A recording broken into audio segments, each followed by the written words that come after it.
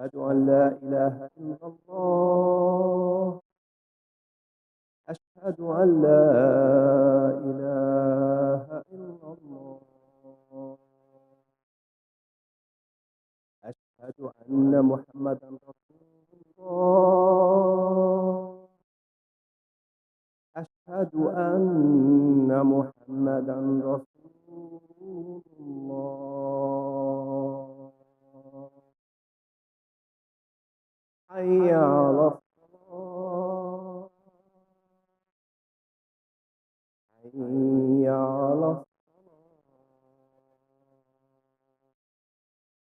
حي على الفلاح. حي على الفلاح. الله أكبر. الله أكبر. لا إله إلا الله.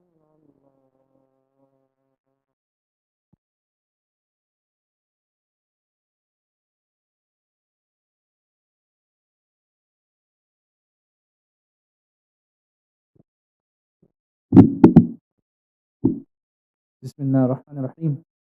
إن الحمد لله نحمده ونستعينه ونستغفره ونؤمن به ونتوكل عليه ونعوذ بالله من شرور أنفسنا ومن سيئات أعمالنا. من يهده الله فلا مضل له ومن يضلل فلا هادي له. ونشهد أن لا إله إلا الله وحده لا شريك له. ونشهد أن محمدا عبده ورسوله. أما بعد، قال الله تعالى في القرآن الكريم بعد أن أقول أعوذ بالله من الشيطان الرجيم. بسم الله الرحمن الرحيم. اليوم أكملت لكم دينكم وأتممت عليكم نعمتي ورضيت لكم الإسلام دينا. صدق الله العظيم. My dear brothers and sisters, all praises due to Allah subhanahu wa ta'ala. All praises due to Allah subhanahu wa ta'ala, and may the peace and blessings of Allah be upon His Prophet Muhammad sallallahu alayhi wasallam. Among the last verses that is said to be the last verses to be revealed to the Prophet sallallahu alayhi wasallam was this verse: Al-yawma akmaltu lakum deenakum. That on this day I have perfected. Akmaltu from kamal, which means perfection. I have perfected for you on this day this religion. وَأَتْمَمْتُ عَلَيْكُمْ نِعْمَتِي, and I have completed upon you my blessing, the blessing of this guidance of the Quran. وَرَضِيتُ لَكُمُ الْإِسْلَامَ دِينًا, and I am pleased with Islam for you as a religion. I am pleased with Islam for you as a religion. And this verse was revealed on the special day, which is tomorrow, the day of Arafah. And so what makes the day of Arafah special is the fact that it was a completion of this great guidance from Allah subhanahu wa ta'ala in the form of the Quran. And that is the day that we are going to be witnessing tomorrow, inshaAllah. So what are some of the things that we know about the day of Arafah? We know that it is a day when Allah subhanahu wa ta'ala will accept our du'as.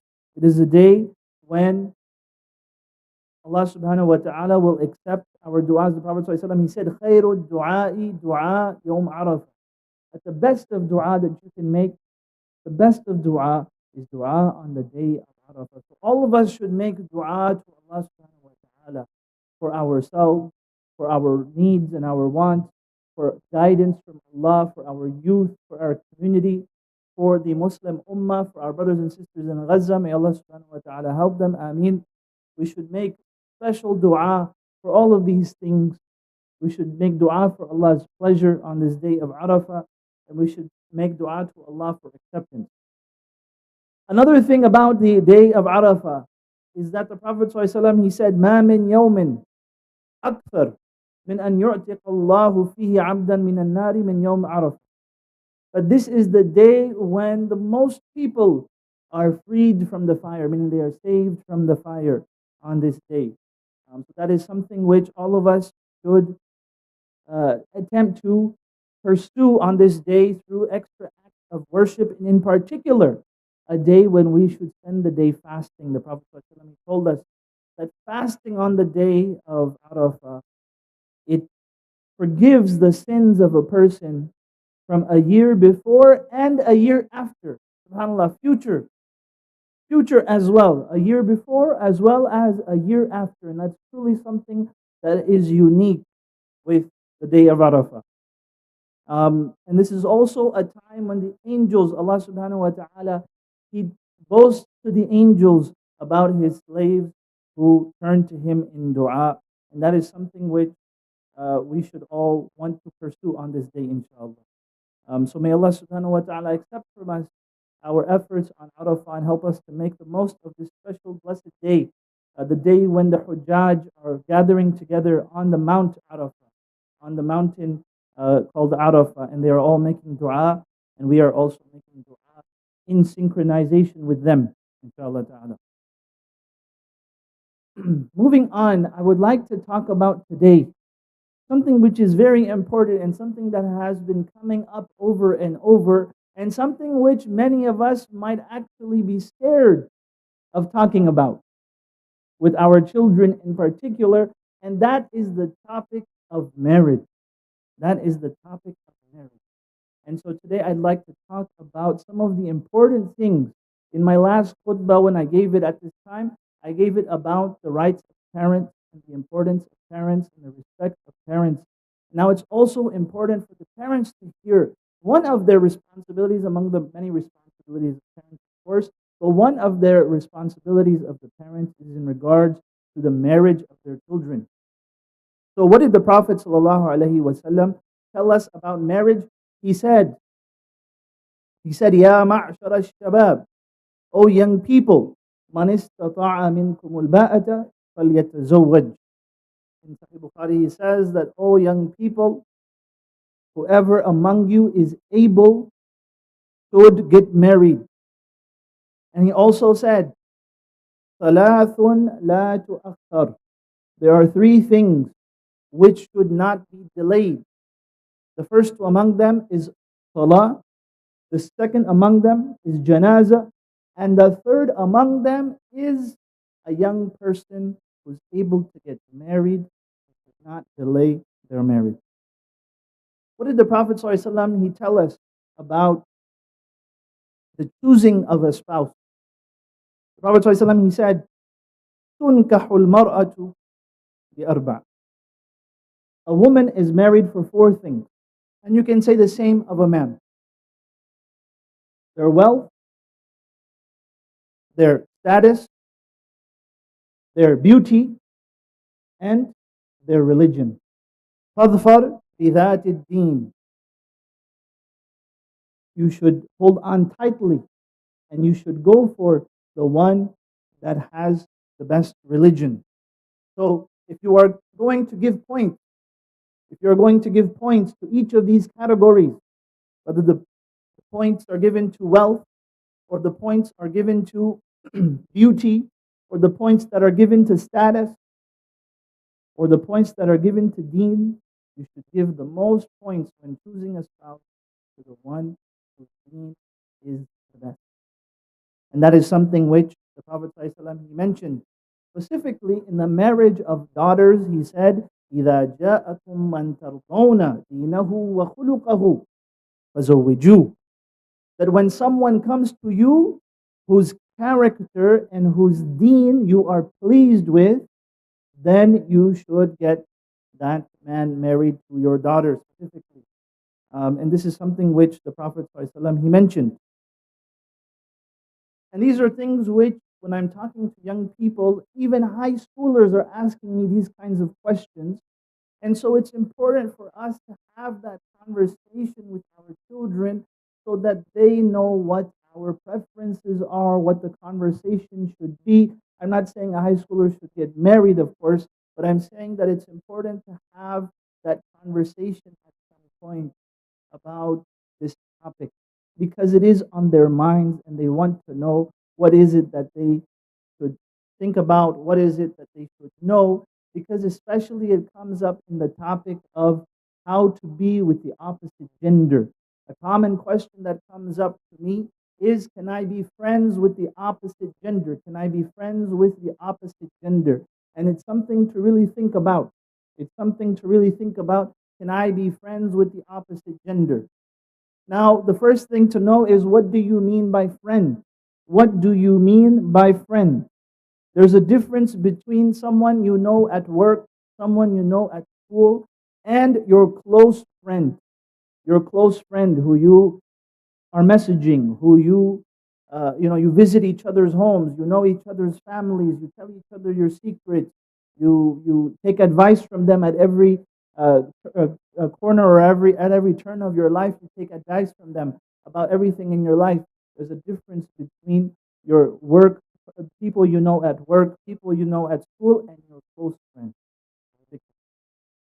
And when you are trying to get married and you want to marry someone who is a practicing Muslim, what will it look like if you say my closest friend is someone of the opposite gender? And what would it look like if after you get married, your closest friend is of the opposite gender? Just think about it logically speaking, what that would even look like. Right? And so it's important to understand, when we say close friend, your close friend should be someone who brings you closer to Allah subhanahu wa ta'ala. Your close friend should be someone of the same gender as you. This is important. So anyway, going back to the topic of marriage, it's important for us to have these conversations with our children, and it's important for us. One of the questions that comes up frequently for me, uh, whether it's in high school, whether it's a college students, whether it's young professionals in their 20s and even 30s, they say, I like someone who is not of my race. They say, I like someone who is not of my race, but their religion, they're very good in their religion from a religious perspective.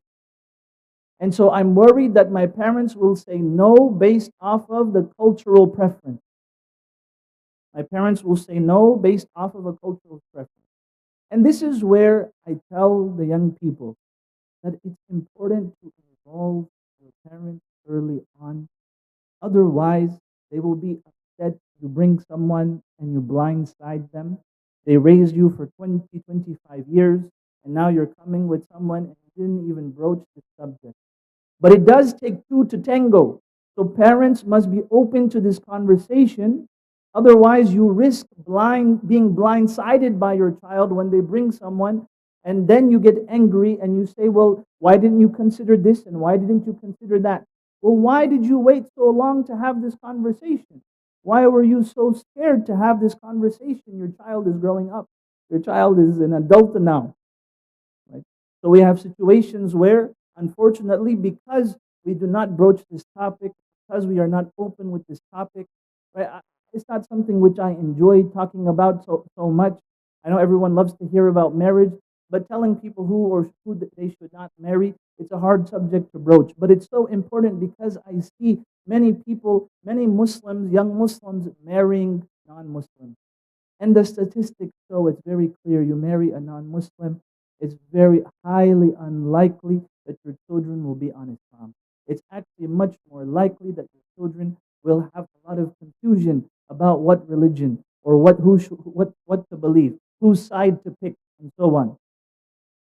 So for your own children's sake, it's important for you that you have openness to marrying a Muslim. And it's important that you have open conversations with your parents, and parents to have these conversations with their children, so that there is less harm and less pain and less hurt thereafter.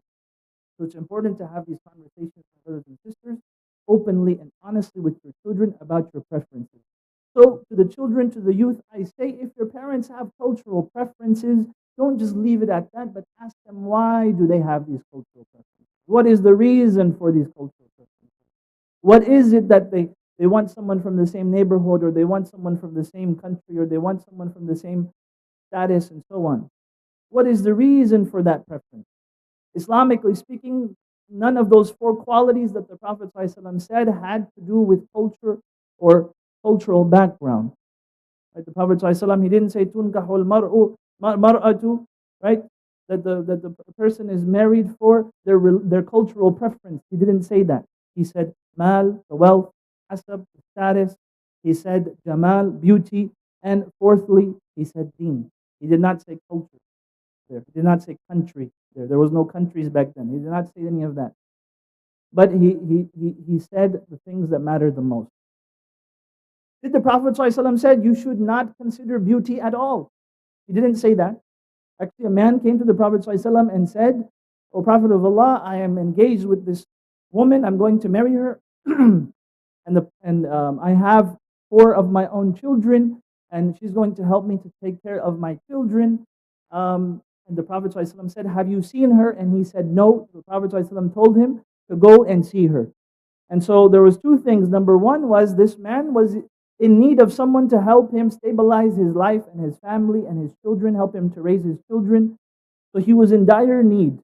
So it wasn't like the Prophet ﷺ said, yeah, just go marry anyone without even seeing them, but rather he made it a point that even in your situation, where maybe you see her and you're at risk of saying no, and then your family life continues to be unstable, he said, go and see.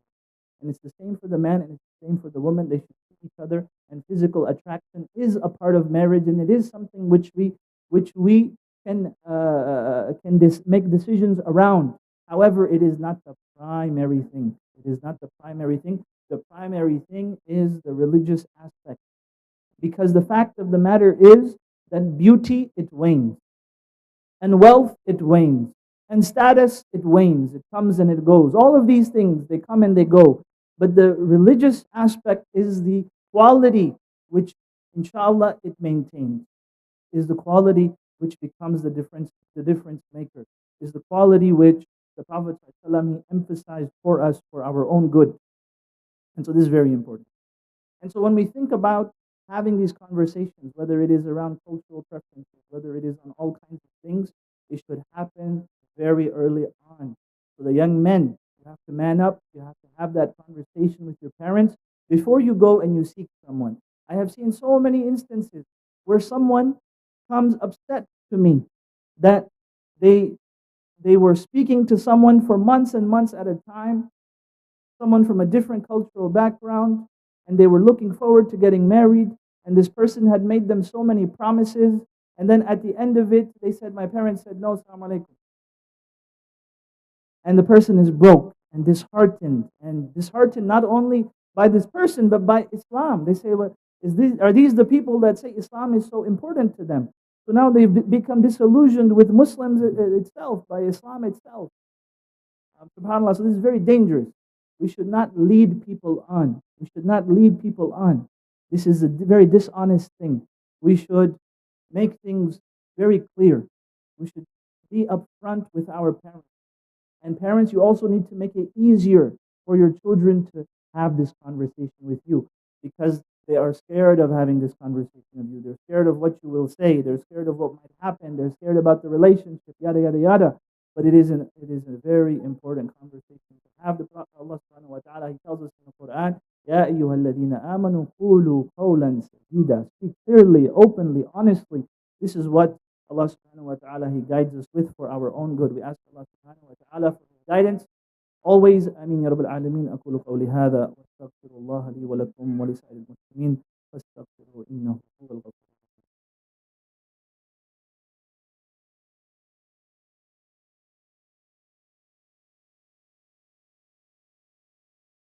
Bismillah, alhamdulillah, wassalatu wassalam ala rasulillah.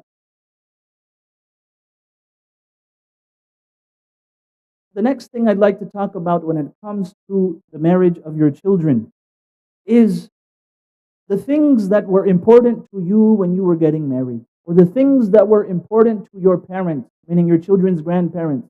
The things that were important at that time and in that place are not the same things that are going to be important to your children necessarily.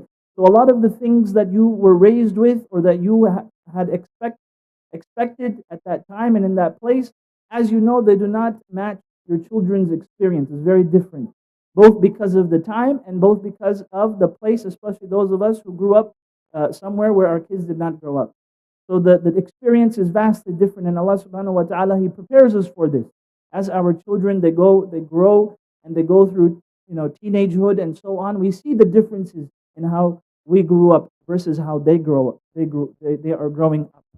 And this is especially highlighted when it comes to marriage. So maybe certain cultural things were very important when you got married, but they are no longer important now when your children are getting married. It probably is irrelevant to your children now. Also, a big one is in terms of roles and responsibilities in marriage. This we see that is different. We live in a time where each family is figuring it out for themselves, and each family, it shifts every 2 or 3 years. It shifts who is doing what in the family, the husband or the wife. And so the most important thing, the most important principle that we can say is the beautiful principle in Islam of at-taradi. What is at-taradi? Taradi means mutual agreement and mutual happiness, from the word rida, which means happiness. That we want Allah subhanahu wa ta'ala to be pleased with us, right? We want Him to be radi, we want Him to be pleased with us. After the Sahaba's name, we say radiyallahu anhu, may Allah be pleased with them. At-taradi is mutually being pleased, mutually, with with the agreement that you have. And marriage in Islam is compared to a contract. Not to lower it to a transaction, but actually to make it clear that a contract is something where two parties, they come together and they find a win-win situation. It's not a win-lose situation. It's not I am gaining a wife and you are losing your life, right? That's not what this is. Right? That's not what this is. It must be a win-win situation. Just like in any transaction or any other contract or agreement, you will pay this much, the company will get this much, and you will get this utility and this value, this phone or this material good or whatever it might be. Same thing in marriage. You are coming together, you're trying to find a win-win situation. And you renegotiate that throughout your marriage. And it changes throughout your marriage. And so the principle there is mutual agreement. And the other principles which are mentioned in the Quran, in the beautiful verses which we hear in every single wedding, Muslim nikah, we hear these verses. وَمِنْ آيَاتِهِ أَنْ خَلَقَ لَكُم مِّنْ أَنفُسِكُمْ أَزْوَاجًا لِتَسْكُنُوا إِلَيْهَا وَجَعَلَ بَيْنَكُم مَّوَدَّةً وَرَحْمَةً. Allah mentions these three pillars to marriage. These three pillars to marriage. If you stick to these three pillars of marriage, you cannot go wrong. They are the only lesson you need. I'm sure you will learn many lessons in marriage, but these are the main three lessons that you need. Okay. The first one is sakina, tranquility. The second one is mawadda, or love or compassion. And the third one is mercy. So before everything else, before who is doing the dishes and who is setting the bed and who is raising the children and who's going to work and all of those things that you have to negotiate in a family, the most important thing is sakina and mawadda, tranquility and love and mercy. And if you build your marriage on these things and mutual agreement, taradi, then inshallah you will have a happy marriage. The number one reason for conflict in America amongst married couples, what do you think it might be? Don't say it, you're in Jumaa, but just think in your head, what is it? The number one reason for conflict amongst American families is finances. Disagreements around finances. What is the number one reason of conflict among American Muslim couples? The number one reason of conflict is not finances. The number one reason is in-laws. SubhanAllah. Parents, get your kids married, get out of the way. If they seek your advice, give them some good advice, sincere advice that is not one-sided, that is from both sides. If you cannot give both-sided advice, then it's better you don't get involved and you don't give it. If you're only going to give one-sided advice, it's going to lead to ruin. You must give it in a way and put aside from the fact that you think your child is, God's gift to mankind. Put that to the side for a second and give sincere advice that will help the couple as a whole. But if you cannot do that, if you have those rose-tinted glasses, then the best thing you can do for your child's happiness and marriage is to get out of the way. Because what is the example that Allah gives of the ones يُفَرِّقُونَ بَيْنَ الْمَرْءِ وَزَوْجِهِ?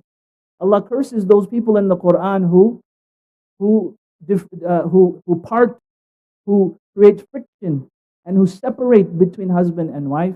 And the analogy that is given is of shaitan and of those black magicians. So the last thing you want is to be analogous to these people. And we're seeing that that is one of the biggest conflicts that we have amongst American Muslim couples. It's very specific to our situation here. And so these are some of the things that's important for us to recognize when it comes to getting our children married, especially as a critical mass of our children in our community in particular are going to be getting married in the next 5 to 10 years. I see it because I see the number of people coming to the doors to get married. So the next 5 to 10 years is going to be getting very busy. It's going to be getting very busy, and there's going to be lots of weddings, and it's important for us, inshallah ta'ala, may Allah subhanahu wa ta'ala bless us. There's going to be a lot of that, and it's important for us to be ready mentally, to have those conversations in our families, to understand what each other's preferences are. It's okay to have preferences, but making sure that the most important thing is فَاظْفَرْ بِذَاتِ الدِّينِ. Stick closely to the one who has religion. That is the person who you want to choose, the person who is aligned with you on religion. And so we ask Allah subhanahu wa ta'ala that He helps us to do that. Another thing which is important to consider is in the process of getting married. One of the beautiful things which the Prophet ﷺ, he told us in Sunan Ibn Majah, he says, أَعْظَبُ النِّكَاحِ بَرَكَةً. The most blessed, the, the, the, the marriages that have the most barakah, the most blessing. Barakah is, this is how much you put into it, and this is how much you actually got. Sometimes you put this much and you get this much, no barakah, less barakah, negative barakah. But sometimes you put in this much and you get this much, that's barakah. So the most blessed, the most barakah marriage, he says, أَيْسَرُهُ مَؤُونَةً, are those that are the least burdensome. When we get married, we should not go into debt. We should not go into debt to get married. We should not be extravagant. We should not feel like we have to compete with everybody else in the number of people, in the size of the venue, in the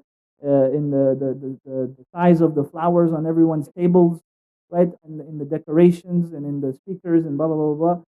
We should try to keep the easiest burden within our means. And people have different means. We should not compare the means of others to our means. And we should not do more than what we can handle. And Allah has not burdened us with that as well. And so if we want barakah, then we should keep the marriage process as simple as possible, as easy as possible. And we ask Allah subhanahu wa ta'ala that He guides us to do that.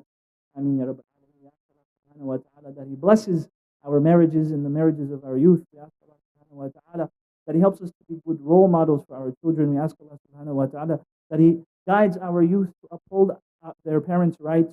And we ask Allah subhanahu wa ta'ala that He guides our parents to uphold the rights of their youth and of their children. We ask Allah subhanahu wa ta'ala that He increases us in knowledge. We ask Allah subhanahu wa ta'ala that He helps us to make the most of this beautiful, blessed day tomorrow, the day of Arafah, that we fast on that day, that we make dua, special dua on that day, and that we make the most of that day, and that we are included amongst those who reach paradise by this day. And we ask Allah subhanahu wa ta'ala that He helps us to collaborate and to work together on good. And we ask Allah subhanahu wa ta'ala that He helps us to be among those who create islah and who create reconciliation and mediation among the people. Ameen ya Rabbal Alameen. Khairan.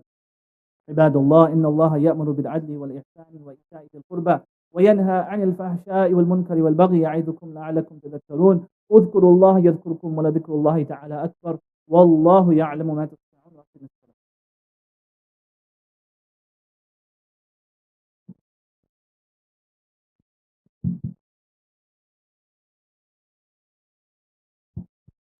الله أكبر الله أكبر الله أكبر الله أكبر. أشهد أن لا إله إلا الله. أشهد أن محمدا رسول الله. حي على الصلاة حي على الصلاة حي على الفلاح حي على الفلاح. قامت الصلاة قد قامت الصلاة. الله أكبر الله أكبر. لا إله إلا الله.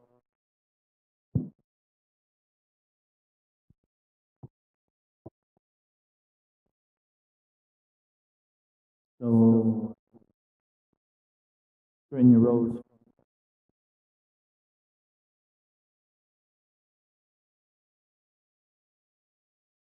الله أكبر.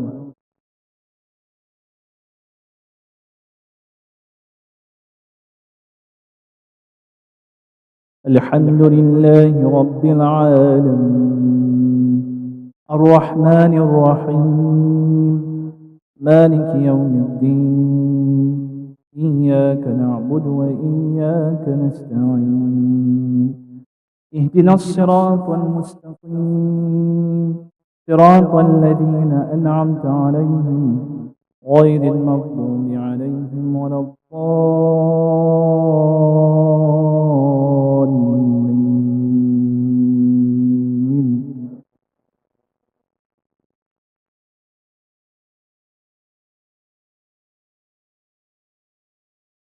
إن الذين آمنوا وعملوا الصالحات كانت لهم جنات الفردوس نزلا خالدين فيها لا يبغون عنها حولا قل لو كان البحر مدادا لكلمات ربي لنفد البحر قبل أن تنفد كلمات ربي ولو جئنا بمثله مددا قل إنما أنا بشر مثلكم يوحى إلي أنما إلهكم إله واحد فمن كان يرجو لقاء ربه فليعمل عملا صالحا ولا يشرك بعبادة ربه أحدا.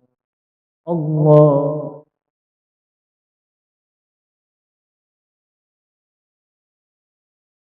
سمع الله لمن حمده.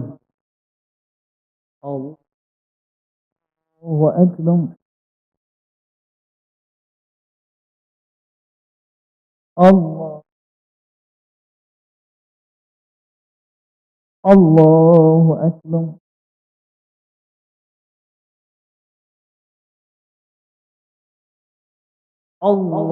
الله أكبر.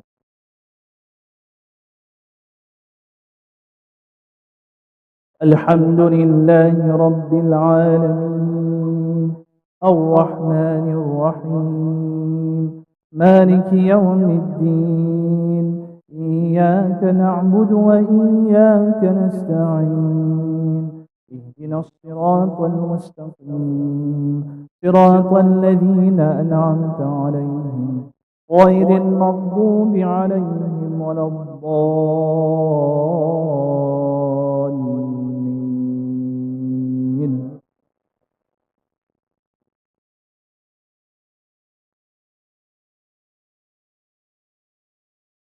أفلا ينظرون إلى الإبل كيف خلقت وإلى السماء كيف رفعت وإلى الجبال كيف نصبت وإلى الأرض كيف سطحت فذكر إنما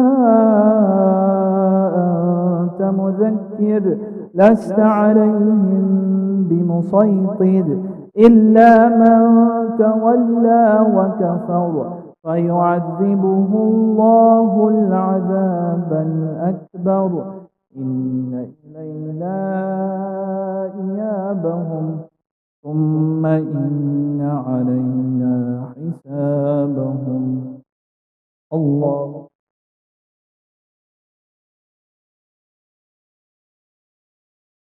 سمع الله لمن حمده. الله أكبر.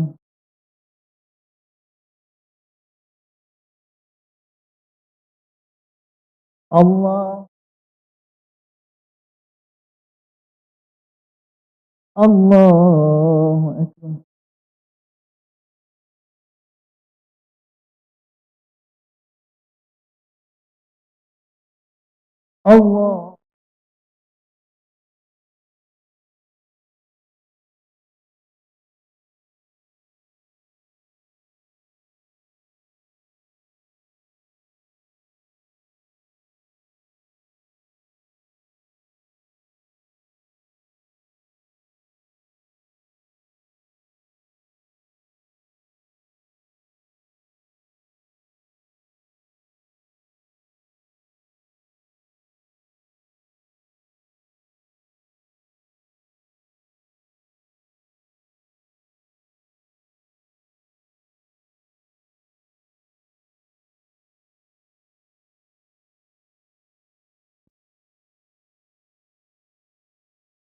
السلام عليكم ورحمة الله.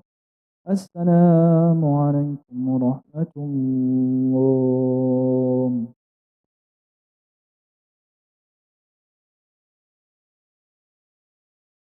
بسم الله الرحمن الرحيم. Just a few announcements, inshallah. The first one is regarding Eid al-Adha. Everyone is asking about this. Inshallah, the Eid Salah, there will be just one here at the masjid. Please bear this in mind.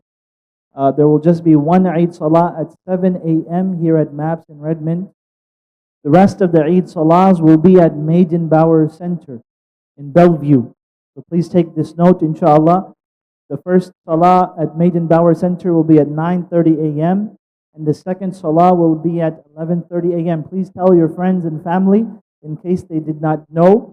But we're doing this newly this time because last time we simply did not have enough room to accommodate everyone, especially considering that Eid is on a Sunday, so it's a weekend. So this decision was made. Inshallah, there will be a 7 a.m. Salah at MAPS Redmond, and then a 9:30 and 11:30 at the Maidenbauer Center in Bellevue, inshallah ta'ala. So that is the main announcement there. We also have an Eid festival on Saturday, June 22nd. That's next Saturday from 12 to 5. We also have a pre-Eid program. So inshallah, tomorrow is Yom Arafah. So we will have a community potluck iftar at Maghrib, of course. And before that, we will have a halaqah as well as a dua, inshallah, before that for the day of Arafah. There will also be a bazaar and henna night starting at 5 o'clock, inshallah. That's tomorrow. We also have many summer programs which you can see on the announcements, which you can, inshallah, take a look. Please donate generously to support your masjid. Assalamu alaikum wa rahmatullahi wa barakatuh.